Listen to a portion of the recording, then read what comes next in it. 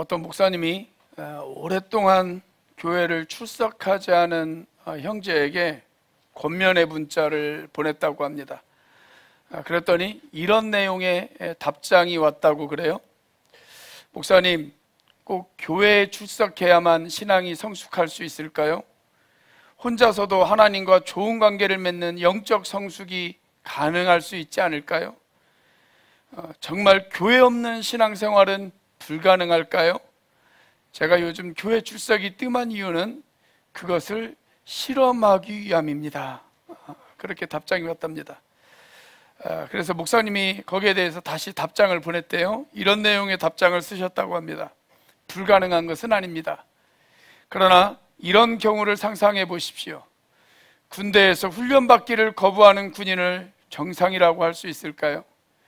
세금을 내지 않는 시민을 정상이라고 할 수 있을까요? 의사가 없이 치료받기를 원하는 환자를 정상이라고 할 수 있을까요? 스승이 없는 학생을 정상이라고 할 수 있을까요? 팀을 생각하지 않는 선수를 정상이라고 할 수 있을까요? 저도 오늘 여러분들에게 묻겠습니다. 여러분들은 정상이십니까? 우리 앞뒤 좌우에 있는 분들에게 한번 물어보세요. 정상이십니까? 한번 물어보세요. 이렇게 물어보라고 말했는데도 물어보지도 않고 물어봐도 답도 없는 그분은 과연 정상이십니까? 오늘은 교회에 관한 세 번째 설교입니다. 첫 번째는 교회 본질에 관해서 여러분들에게 말씀을 드렸습니다. 교회라고 하는 것은 착한 사람, 선한 사람, 그런 사람들이 모이는 천국이 아니라 상처 입은 사람, 문제가 있는 사람, 성격이 좀 삐뚤어지고 모난 사람들, 그런 사람들이 모여서 하나님의 사랑으로 치료받는 병원이다 라고 그렇게 말씀을 드렸습니다. 두 번째는 교회의 존재 목적에 관해서 말씀을 드렸습니다. 교회가 왜 존재하느냐? 교회가 존재하는 목적은 한 영혼을 전도하여 그를 제자 삼고, 그리고 그가 예수님을 닮아갈 수 있도록 만드는 일을 하는 것, 그것이 바로 교회의 존재 목적이다 라고 지난주에 말씀을 드렸습니다. 오늘은 마지막 세 번째 시간입니다. 이제 교회의 본질도 이해했습니다. 그리고 교회의 존재 목적도 이해했습니다. 그렇다면 누가 이런 교회를 만들어 가야 하느냐 라고 하는 것입니다. 즉 사역의 주체가 누구냐 하는 부분입니다. 현대 교회의 가장 큰 문제점은 뭐냐면 목사가 해야 할 일이 무엇이고 성도가 해야 할 일이 무엇이고 여기에 대한 혼돈이 찾아왔다라고 하는 것이 가장 큰 문제다라고 이야기할 수가 있습니다. 우리가 흔히 이 땅 위에 있는 교회를 가리켜서 뭐라고 이야기하냐면 전투적 교회다라고 그렇게 이야기를 해요. 우리는 공중권세를 잡은 사탄과 영적으로 치열한 전투를 벌이고 있는 교회입니다. 한 부대가 전쟁에서 승리를 거두기 위해서는 여러 분야에서 각자의 역할을 감당할 수 있는 사람들이 필요합니다. 운전하는 수송병도 있어야 합니다. 포를 쏘는 포병도 있어야 합니다. 전방 부대와 후방 부대를 연결시켜주는 통신병도 있어야 합니다. 무너진 시설을 보수해 줄 수 있는 공병도 있어야 되고 또 보병도 있어야 되고 행정병도 있어야 되고 여러 분야의 군인들이 필요합니다. 그런데 무엇보다도 이런 여러 부대를 잘 지휘할 수 있는 지휘관이 무엇보다도 필요하죠. 여러 분야의 각자의 역할을 감당할 사람들, 그 사람들을 잘 이끌고 갈 수 있는 지휘관이 가장 필요합니다. 자, 오늘 본문 말씀을 보면 초대교회에 이런 지휘관의 역할을 감당한 사람들이 있었습니다. 네 종류의 사람들이 등장을 합니다. 11절입니다. 같이 한번 읽어보겠습니다. 시작. 그분이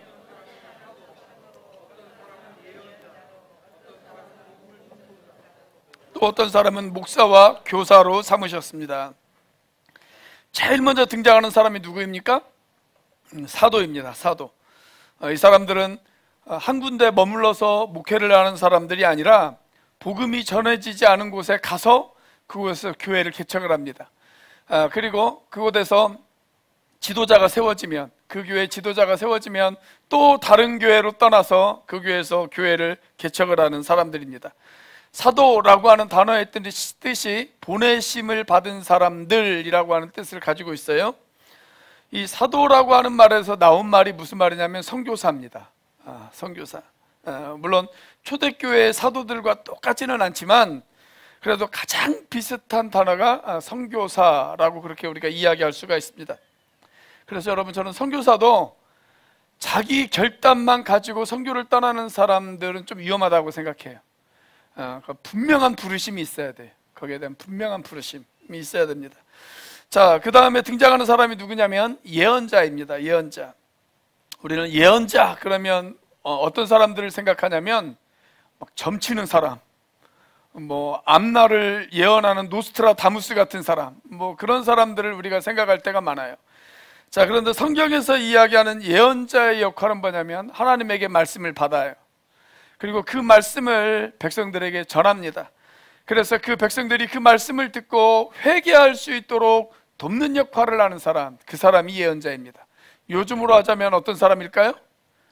목사입니다. 목사. 하나님으로부터 받은 말씀, 그 말씀을 여러분들에게 전달해서 여러분들이 그 말씀을 듣고 회개할 수 있도록 돕는 역할을 하는 것, 그것이 바로 예언자예요. 자, 그 다음으로 누가 등장하냐면 복음 전도자가 등장합니다. 여러분, 모든 사람들에게 복음을 전하는 사명을 주셨습니다. 그런데 특별히 어떤 사람들에게는 전도에 대한 특별한 은사를 더 주신 분들이 있어요. 저는 그 대표적인 예가 지금은 돌아가신 빌리 그레이엄 목사님이라고 생각을 합니다. 좀 건방진 이야기인 것 같지만 빌리 그레이엄 목사님의 설교를 듣거나 이렇게 읽어보면 너무 당연한 말씀을 하세요. 너무 당연한 말씀을. 그래서 교회 생활을 조금 오래 하신 분들은 이 당연한 말씀을 이렇게 하시나 라고 그렇게 생각을 해서 좀 지루할 수도 있습니다. 그런데 그분이 집회를 하면 예수님을 안 믿는 사람들이 예수님을 믿겠다고 너도 나도 영접을 한단 말이죠. 아주 전도에 대한 특별한 은사를 이분은 가지시고 있는 분이시다라고 생각을 합니다. 자, 그 다음 마지막으로 등장하는 사람이 누구냐면 목사와 교사입니다. 목사와 교사. 우리가 가진 성경에는 목사와 교사 이렇게 번역을 해가지고 목사 따로 교사 따로 이렇게 생각을 할 수가 있는데, 원래는 이것은 두 직책을 말하는 것이 아니라 한 직책을 말하는 것입니다. 한 직책. 교사로서의 목사를 이야기합니다. 교사로서의 목사. 목사가 될 사람은 적어도 말씀을 잘 가르칠 수 있는 사람이어야 됩니다. 왜냐하면 목양이라는 것은 말 그대로 양들을 말씀으로 먹이는 일이 있지 않습니까? 그래서 말씀을 잘 가르칠 수 있는 사람, 그 사람이 교사로서의 목사를 이야기합니다. 자, 이 네 종류의 사람들을 가만히 살펴보면 공통적인 특징이 하나 있습니다. 그게 뭐냐면 전문 사역자다 라고 그렇게 이야기할 수가 있어요. 전문 사역자. 자, 여기까지는 이해가 되시죠? 이해가 되시면 고개를 좀 끄덕끄덕 해주셔야 다음으로 넘어갈 수가 있습니다. 예. 자, 그렇다면 하나님께서 이런 전문 사역자들을 교회에 주신 이유가 뭐냐? 그 이유가 12절에 소개가 되어져 있습니다. 자, 12절 말씀을 같이 한번 읽어보겠습니다. 시작. 그것은 성도들을 준비시켜서 봉사의 일을 하게 하고 그리스도의 몸을 세우게 하려고 하는 것입니다. 자, 하나님께서 왜 전문 사역자들을 세우셨느냐? 그것은 그리스도의 몸을 세우기 위해서 주셨다라고 하는 겁니다. 그리스도의 몸을 세우기 위해서 주셨다. 여기에서 말하는 그리스도의 몸이라고 하는 것은 교회죠. 바울은 교회를 종종 몸이라고, 우리 신체의 몸이라고 그렇게 비유하는 것을 아주 좋아했습니다. 자, 그렇다면 그리스도의 몸인 교회가 어떻게 세워질 수 있을까? 자, 여기 보면 뭐라고 기록되어 있냐면 그것은 성도를 준비시켜서 그랬습니다. 성도를 준비시켜서. 자, 여기에서 말하는 그것이 무엇일까요? 그것. 여기에서 말하는 그것은 우리가 앞서서 살펴본 11절에 등장하는 내 분야의 전문 사역자들을 이야기를 하는 것입니다. 자, 그러니까 전문 사역자가 교회에서 해야 하는 일, 그게 뭐냐면 성도들을 준비시키는 일이에요.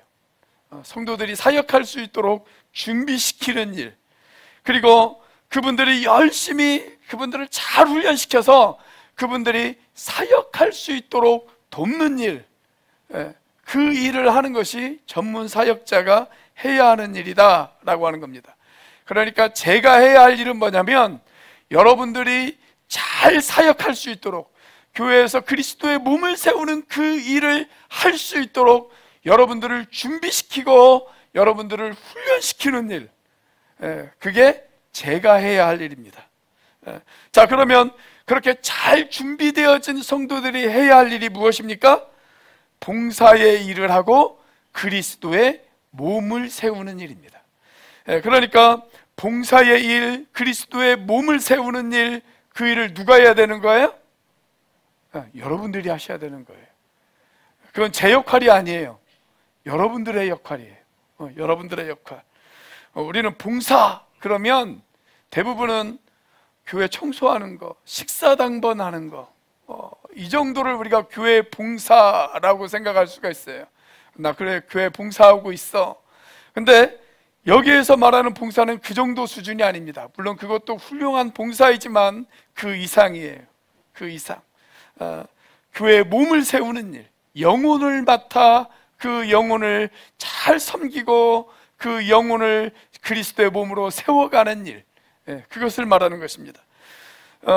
오늘날 교회가 병원이라고 이야기하면서 왜 교회에서 치료가 일어나지 않느냐, 교회의 존재 목적이 영혼을 구원하여 제자 삼는 것이라고 하면서 왜 제자가 만들어지고 있지 않느냐, 각자의 역할을 하지 않고 있기 때문에 그렇습니다.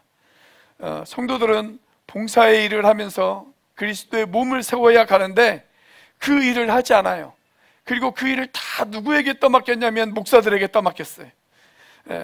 그런데 여러분, 그것은 성도들이 해야 할 일을 목사가 빼앗아가는 것입니다. 성도들이 그리스도의 몸을 세워가야 그분들도 나중에 하늘나라에 가서 하나님 앞에 칭찬받고 상급을 받을 것이 있지 않겠습니까? 그래서 사역할 기회가 주어졌을 때 그 사역을 감당하는 것, 엄청난 특권입니다. 그것을 특권으로 여기시는 여러분들이 되어지시기를 주님의 이름으로 축복합니다. 그래서 여러분들을 제가 열심히 훈련시키고 준비시켜서 이 사역을 맡아서 감당해 주십시오 라고 부탁했을 때 그것을 맡아서 감당할 수 있는 사람, 여러분, 그 사람이 바로 정말 하나님 앞에 칭찬받을 만한 사람이라고 저는 생각을 해요. 가정교회 원조라고 이야기할 수 있는 최영기 목사님이 누군가에게 이런 부탁을 드린대요. 교회에서 이런 사역이 좀 필요한데 이런 사역을 좀 맡아서 해주실 수 있으세요? 라고 부탁을 했는데 그분이 거절을 했다. 그러면 그분에게 두 번 다시 그 사역을 부탁을 하지 않는다고 그럽니다. 두 번 다시. 왜냐하면 사역이 특권인데 그 특권을 싸구려로 만들어서는 안 된다. 그런 생각을 하시기 때문이라고 그래요. 근데 이번에 제가 천안 아산 제작교회 연수를 다녀왔는데 거기 심영춘 목사님도 비슷한 이야기를 하시더라고요.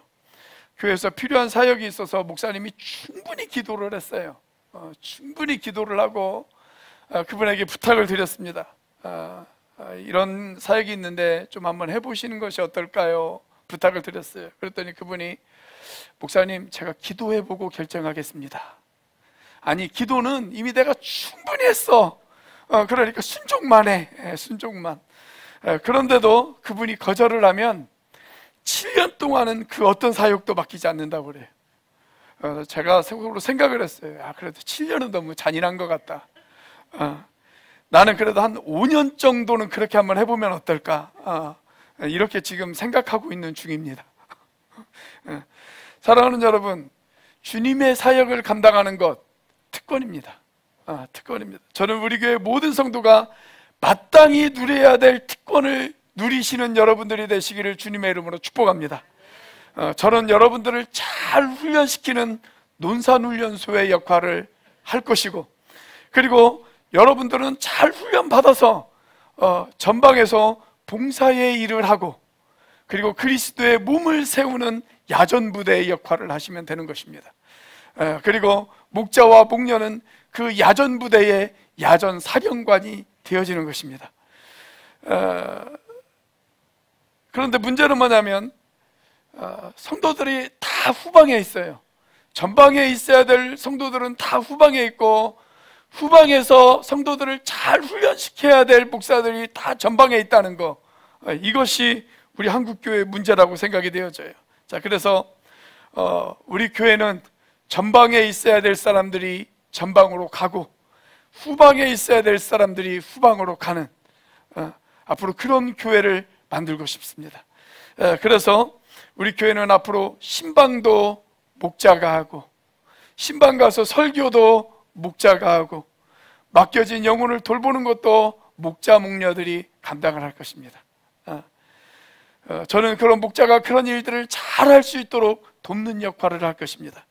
이것이 성경적인 사역의 원리예요. 성경적인 사역의 원리. 제가 이 이야기를 최근에서야 했습니까? 아닙니다. 저는 우리 교회에 부임하면서부터 이 이야기를 원래 했습니다. 이 이야기를 계속적으로 이야기를 했는데, 가정교회를 보니까 제가 했던 이야기와 비슷하더라고요. 그래서 제가 가정교회로 전환을 하려고 하는 것입니다. 그래서 제가 우리 교회 처음 부임했을 때부터, 그래서 주보를 어떻게 만들었습니까? 여러분들 우리 교회 주보를 보시면 앞면에 주보에 사역자, 그렇게 하고, 사역자가 누구로 되어 있어요? 모든 성도. 모든 성도.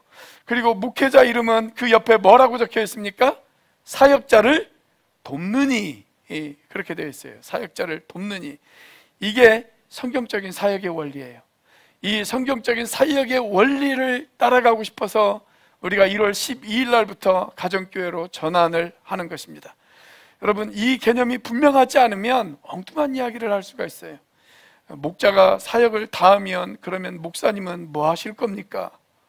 이렇게 묻는 분이 계시거나, 저는 기도하고 말씀을 전하고, 그리고 여러분들을 잘 훈련시키는 일에 온 힘을 쏟고, 여러분들은 그리스도의 몸을 세우는 일에 온 힘을 쏟는다면, 여러분 우리 교회는 잘 연결되어진 그런 교회가 되어질 것이다 라고 그렇게 생각이 되어집니다. 그렇게 잘 연결되어진 교회의 모습, 그 교회의 모습을 16절에서 소개하고 있어요. 자, 16절 말씀 같이 한번 읽어보겠습니다. 시작. 온몸은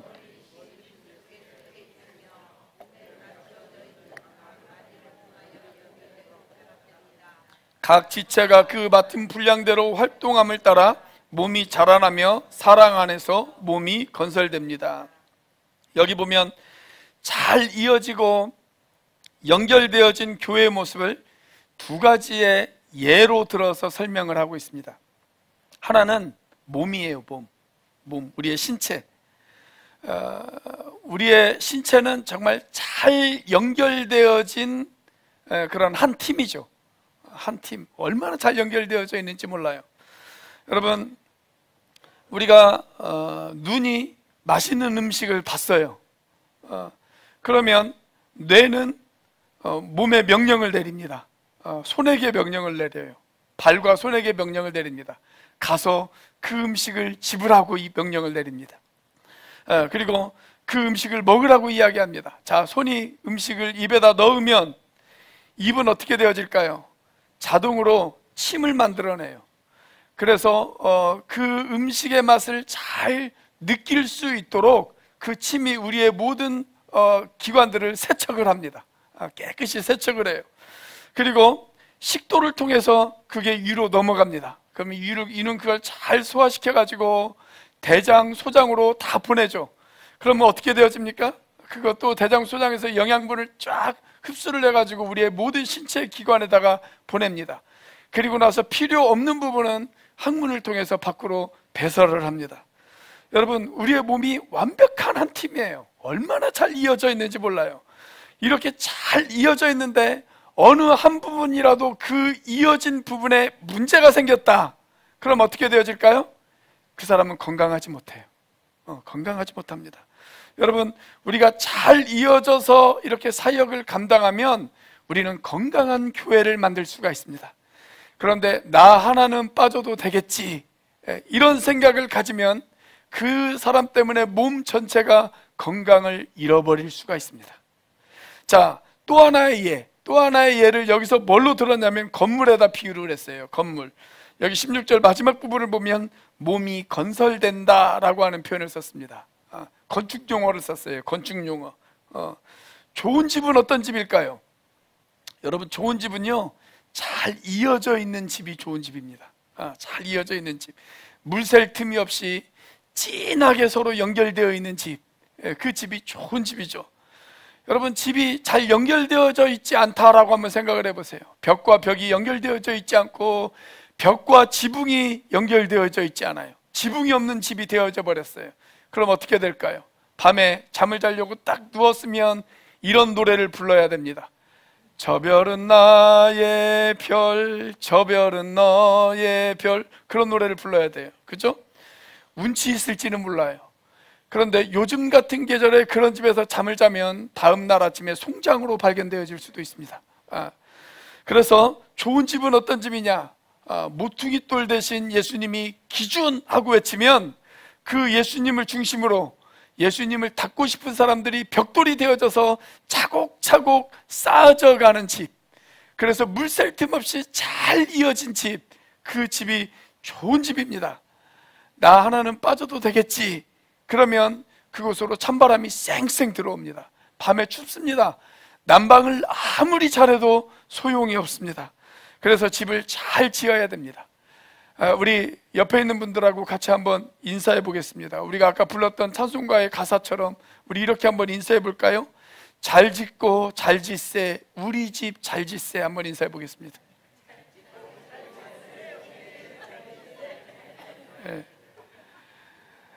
우리가 이렇게 집을 잘 지어야 되는 이유가 있어요. 왜 집을 잘 지어야 되느냐? 이 집을 분양받고 싶어 하시는 분이 계세요. 이 집에 들어와서 살고 싶어 하시는 분이 계세요. 자, 그분이 누구냐? 바울은 그분을 에베소서 2장 22절에서 소개하고 있어요. 자, 같이 한번 읽어보겠습니다. 시작. 그리스도 안에서 여러분도 함께 세워져서 하나님의 성령으로 거하실 처소가 됩니다. 누가 거하신다고요? 네, 하나님의 성령이 우리 안에 거하시고 싶어서요. 우리가 이 집을 잘 지으면 성령님께서 그 안에 거하시고 싶으시단 말이죠. 성령님이 입주하면, 그 집을 지어서 성령님이 그 안에 입주하면 반드시 따라오는 것이 있는데, 그게 뭐냐면 성숙입니다. 성숙. 자, 오늘 본문의 15절입니다. 같이 한번 읽어보겠습니다. 시작. 우리는 사랑으로 진리를 말하고 살면서 모든 면에서 자라나서 머리가 되시는 그리스도에게까지 다다라야 합니다. 성령님이 우리 안에 계시면 우리는 성숙해요. 우리의 신앙이 성숙합니다. 어느 정도까지 성숙해요? 그리스도에까지 성숙합니다. 그리스도의 분량에 이르기까지 성숙할 수 있어요. 그래서 우리가 이 집을 잘 지어야 돼요. 여러분, 한 집에 아이가 태어났어요. 그럼 이 아이가 엄마의 젖을 먹으면서 자랍니다. 처음에 이 아이가 할 줄 아는 것은 딱 3가지밖에 없습니다. 먹고, 자고, 싸는 것밖에 없어요. 그렇죠? 아이가 할 줄 아는 거, 먹고, 자고, 싸는 것밖에 할 수가 없습니다. 자, 그런데 시간이 조금 흐르면 이 아이가 성숙합니다. 그렇게 되어지면 어떻게 되어질까요? 이제 몸을 뒤집기도 해요. 먹고 싸고 자는 것밖에 못했다가 이제 뒤집는 것도 합니다. 자, 그리고 조금 더 성숙하면 어떻게 되어질까요? 기는 것도 합니다. 요즘 우리 이서, 우리 교회 이제 막 아직 돌도 안 된 이서 있잖아요. 이서가 기려고 해요. 기려고 막 이렇게 이런 자세를 취하더라고요. 조금 있으면 길 것 같아. 기기도 해요. 그러다 이제 좀 더 성숙하면 어떻게 되어질까요? 2발에 힘을 얻습니다. 2발에 힘을 얻어서 일어섭니다. 걷기도 하고 뛰기도 합니다. 그리고 말도 하게 되어집니다. 그리고 우리 사회에서 한 구성원이 되어져서 그렇게 살아갑니다. 그것을 가리켜서 우리는 뭐라고 이야기합니까? 성숙했다라고 그렇게 이야기를 합니다. 정상적인 사람은 이런 성숙의 과정을 반드시 거치게 되어져 있습니다. 아이가 태어났는데 몸이 자라지 않아요. 아이가 태어났는데 성숙하지 않아요. 그러면 그건 정상이 아니죠. 정상이 아닙니다. 우리의 신앙도 마찬가지예요. 정상적인 신앙인은 성숙합니다. 우리 안에 성령님이 계시고, 그리고 우리가 잘 지어진 집이 되어져서 우리 안에 성령님이 거하시면 그 교회는 반드시 성숙할 수밖에 없습니다. 그것이 성경적인 원리예요. 자, 여러분, 또 아이가 성숙해지는 그 과정을 한번 보세요. 처음에는 이 아이들이 자기의 유익만 구합니다. 애들은 자기의 유익만 구해요. 그렇죠? 갓난아기가 누군가를 배려하는 것을 보신 적 있으십니까? 배려가 없어요. 아이는 배려가 없습니다. 막 태어난 아기가, 제가 지금 응아가 몹시 마려운데 엄마가 몹시 바쁜 것 같으니까 제가 1시간 뒤에 볼 일을 보겠습니다. 이렇게 엄마를 배려해 줍니까? 그러지 않습니다. 여러분, 성숙의 첫 번째 단계는 뭐냐면 자기중심적이에요. 그래서 아직 덜 성숙하지 않은 사람, 이제 막 성숙의 단계를 밟아가는 사람은 자기중심적이 되어질 수밖에 없어요. 교회에서도 마찬가지입니다. 교회에서도 아직 성숙하지 못한 사람은 어떻게 되어지냐면 다른 사람들을 돌보지 않아요. 자기중심적이에요. 나만 생각해요. 내 유익만 생각합니다. 자, 그런데 그 사람이 조금 더 성숙하면 어떻게 되어질까요? 사람이 좀 더 성숙하면 가족을 돌아보기 시작합니다. 엄마 아빠를 챙기기 시작하고, 형제를 챙기기 시작하고, 주변에 있는 친구들을 챙기기 시작합니다. 교회도 마찬가지입니다. 그 사람이 신앙이 성숙했으면 어떻게 되어질까요? 자기중심적이었던 사람이 이제는 옆에 있는 지체들을 챙기기 시작합니다. 누군가를 돌보기 시작합니다. 누군가를 섬기기 시작합니다. 그러면 그 사람을 가리켜서 이 사람이 조금 성숙했다라고 이야기할 수가 있습니다. 자, 사람이 이제 더 성숙되어지면 어떻게 되어질까요? 더 성숙해지면 우리 사회에 유익을 주는 사람이 되어집니다. 사회에 유익을 끼치는 사람이 되어져요. 교회에서도 마찬가지예요. 그 사람이 완전히 신앙이 성숙되어졌다. 그러면 어떻게 되어지냐면 이제 하나님 나라의 유익을 찾습니다. 하나님 나라의 유익을 위해서 살아가는 사람이 되어져요. 여러분, 그것이 그리스도의 분량에 이르기까지 다다른 사람입니다. 저는 우리 교회가 바로 이런 일들이 일어나기를 바랍니다. 우리의 목장 안에서, 우리의 교회 안에서 이런 성숙의 단계를 거쳐가는 사람들이 많이 나왔으면 좋겠습니다.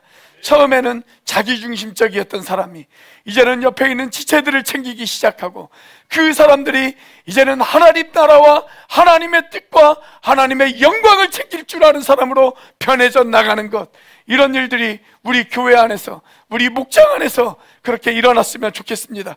그래서 우리가 서로가 서로를 예수 그리스도의 분량에 이르기까지 성숙시키는 교회, 그런 교회로 만들어가는 저와 여러분들이 되시기를 주님의 이름으로 축복합니다. 기도하시겠습니다.